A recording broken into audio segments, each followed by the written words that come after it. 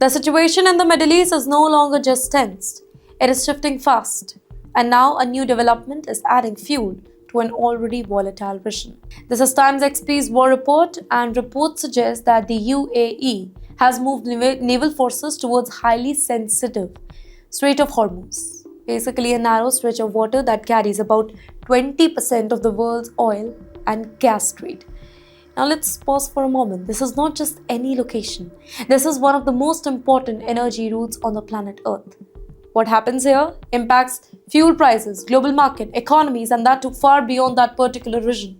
And now with rising tension involving the United States and Iran, this move is being seen as more than just a routine positioning. It is being watched as a signal now. A signal that the UAE may be shifting from a very carefully diplomatic stance to a more active and operational role. And you know what that means? That means, according to emerging reports, the development is linked to efforts to secure maritime routes and ensure safe passage for the commercial shipping. But at the very same time, it places UAE forces closer to a potential flashpoint, where any miscalculation could trigger a larger confrontation.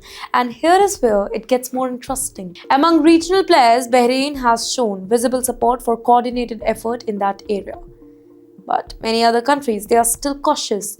They are watching, they are waiting, they are avoiding any direct involvement here because the risks, they are higher. Iran has already issued strong warnings about control and security in the strait. And any foreign military presence is closely monitored here. Even a single incident, perhaps a warning shot or a misread moment, it can escalate quickly. And that brings us to the bigger question that is being asked across the global capitals. Is this just about protecting shipping lanes, or is it part of a larger strategic plan involving the US?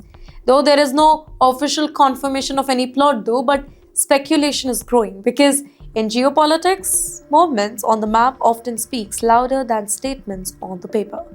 Well, for now, the waters of the Strait of Hormuz remains open but tensed.